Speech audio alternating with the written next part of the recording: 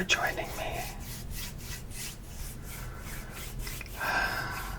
I've written out what I wanted to say, so I'm going to be reading from my laptop today.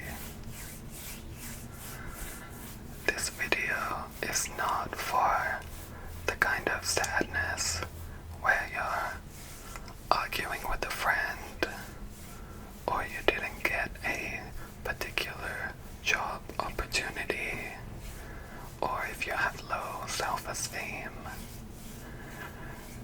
This video is about grieving, and the difference of that sadness is there's no true way to cope when you've lost someone. There's no way to make it better. So I'm sorry if you need comfort or you need ASMR to make you feel better, make you feel relaxed, but that's not what this video is for.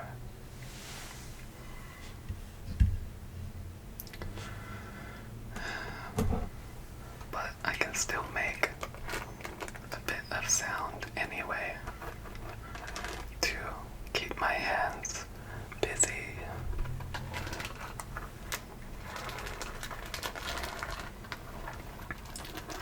I've been thinking about this video and putting it off because it's hard to talk about things that make us uncomfortable.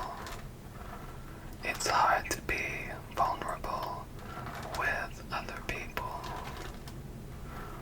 but I haven't shared much personal information with you guys, and I wanted to let you in this time to something that's been going on in my life.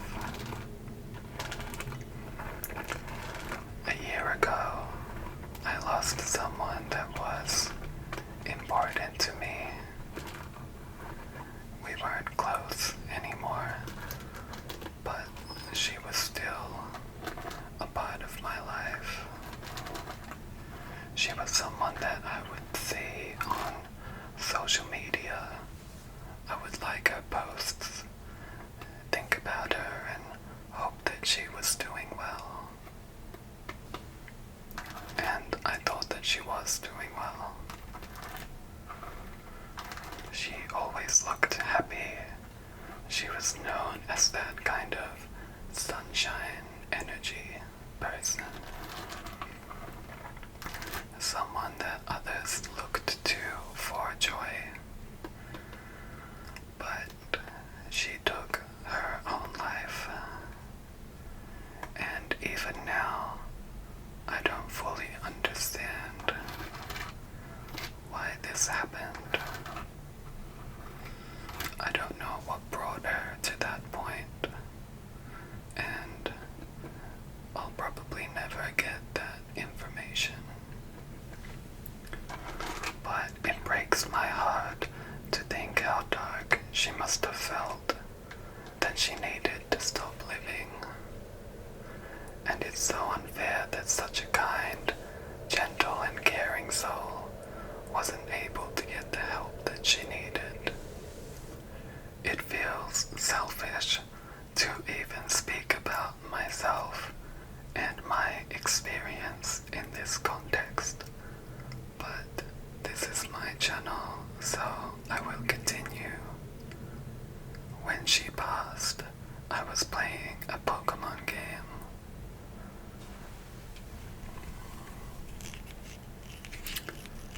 I had gotten myself invested in the game. I had planned it in advance for what I wanted to do, which Pokemon I would use. I was ready to fully absorb the game and everything that it had to offer. I was about 15% into the game when I saw the new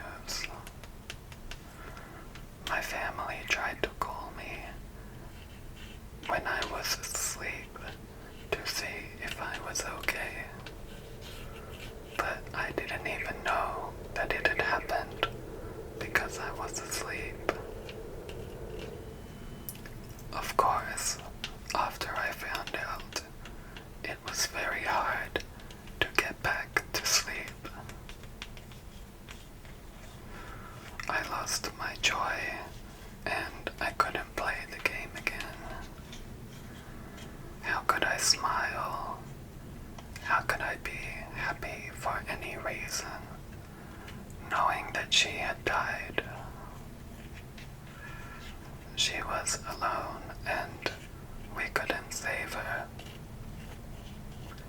And my family, they were moving on with their lives, but I couldn't.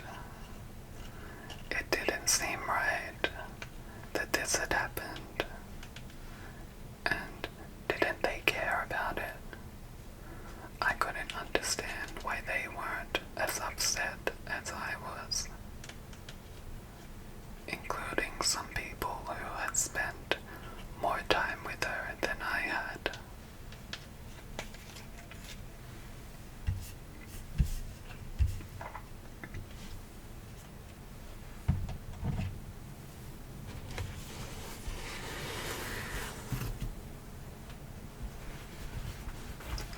I remember crying at my work, sitting at the desk as people walked past, with tears streaming down my face.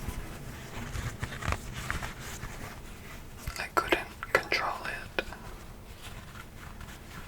Nobody even noticed, and it didn't get better. And that is a part of my point today. That is why I felt like I should talk about this.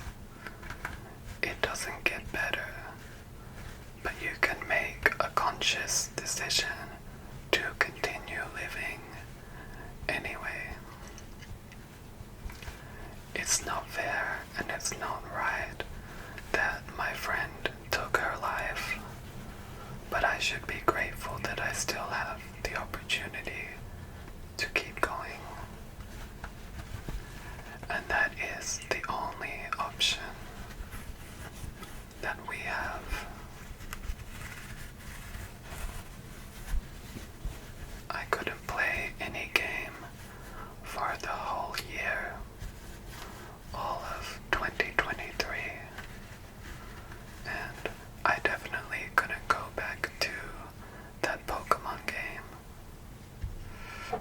It's only now, in the past few weeks, that I've decided to start playing games again.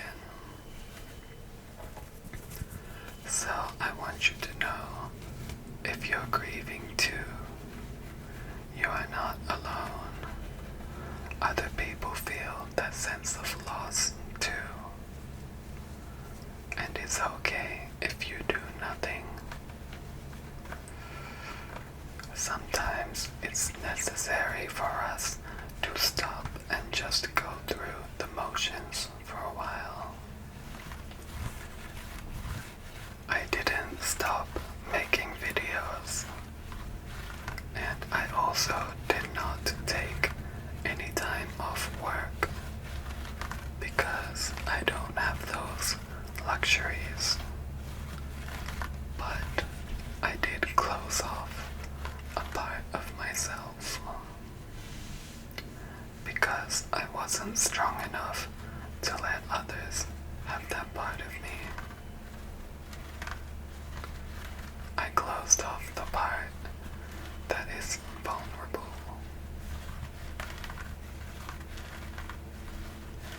I continued working,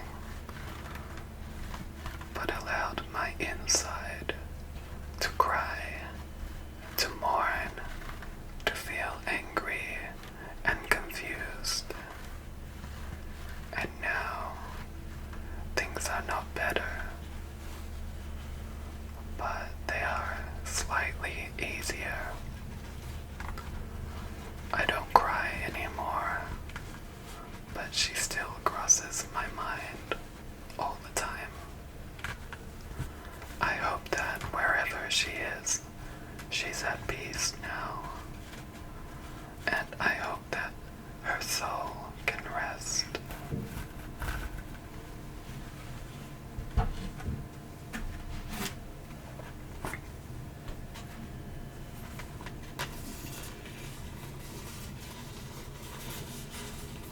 This booklet came with that Pokemon game.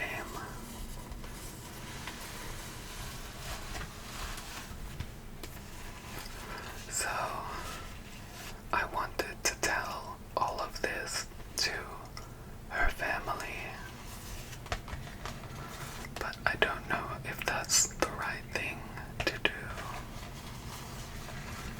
Their suffering must be so strong, so maybe they don't want to hear about my suffering as well. I send messages of support, and I may reach out again now that it's close to the 1-year anniversary. I don't know which date it is. I only know the time that they revealed it publicly, when it happened.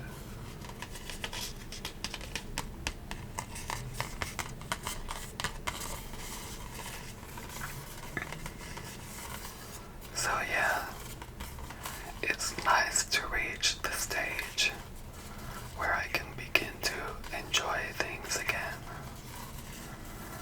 I can't say that you move on or you get better, because that's not my experience. Even thinking about pets that have died will make me very sad. And it doesn't stop being sad. You just expand. You make room for more feelings and experiences inside, and you keep the old ones with you. I will keep her memory with me forever. And that is all. I hope that you are able to get something out of this discussion. If you are grieving, I hope that I may have been useful in some capacity. And if you watched anyway, thank you. I appreciate it. Maybe you can reflect on your own experiences. I'm sending you love as